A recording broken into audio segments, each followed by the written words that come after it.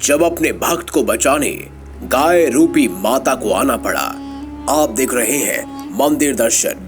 अगर अभी तक आपने हमारे चैनल को सब्सक्राइब नहीं किया, एक ऐसी भूमि जहां पर अक्सर चमत्कार देखने को मिलते रहते हैं, एक ऐसा ही चमत्कार हुआ देवभूमि उत्तराखंड में रहने वाले एक व्यक्ति के साथ, जो हमेशा ही माता की भक्ति में लीन रहा करता था। ये सच्ची घटना घटित हुई किशोर नाम के एक व्यक्ति के साथ, जिसकी उम्र लगभग 40 वर्ष थी। वह उत्तराखंड के टिहरी जिले के तेलंगाना ब्लॉक में पनौड़ा नाम के एक गांव में रहता था। तेलंगाना ब्लॉक की गोनगढ़ पट्टी में दिउल गांव में स्थित दुधियाड़ी देवी का ये खास चमत्कारी मंदिर। वो हर रोज सुबह सुबह माता के दर्शन के लिए दुधियाड़ी देवी के मंदिर में जाया करता था।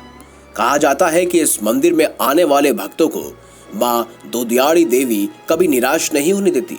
कोई भी भक्त अगर सच्चे मन से माता के पास अपनी कामना लेकर पहुंचता है तो उनकी मनोकामनाएं जरूर पूरी होती हैं। इसीलिए इस मंदिर में अक्सर रहस्यमय घटनाएं होती रहती हैं। किशोर के साथ भी ऐसा ही कुछ हुआ, जिसे सुनकर आप भी चौंक जाएंगे। हुआ कुछ यूं कि सुबह 4 बजे ही किशोर हर रोज की तरह दुधियाड़ी देवी के मंदिर जा रहा था। मंदिर में उसका घर लगभग 2 किलोमीटर की दूरी पर था। बीच में घने जंगल होने के कारण वहां पर अकेले जाने से लोग डरा करते, लेकिन किशोर का माता रानी पर अटूट विश्वास होने के कारण वो अकेले ही जाया करता था। मंदिर जाते हुए प्रतिदिन उसे एक गाय घास चरती हुई दिखाई देती थी और मंदिर से वापस लौटते समय वो गाय वहां से गायब हो जाती थी। किशोर जिस गाय को रोज सुबह देखा करता था, उसके माथे पर त्रिशूल बना हुआ था।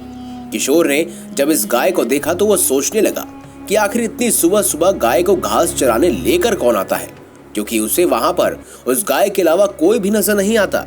एक बार किशोर प्रतिदिन की तरह दुधियाड़ी देवी के मंदिर से वापस लौट रहा था कि अचानक से उसे रास्ते में एक बाघ दिखाई दिया, जिसे देखकर थोड़ी देर के लिए किशोर घबरा गया। किशोर ना तो अब आगे भाग सकता था और ना ही खुद को बाघ का शिकार बनाना चाहता था। उसने हिम्मत भरी सांस ली और मन ही मन माता रानी को रक्षा के लिए पुकारने लगा। अचानक से बाघ उस पर झपट पड़ा।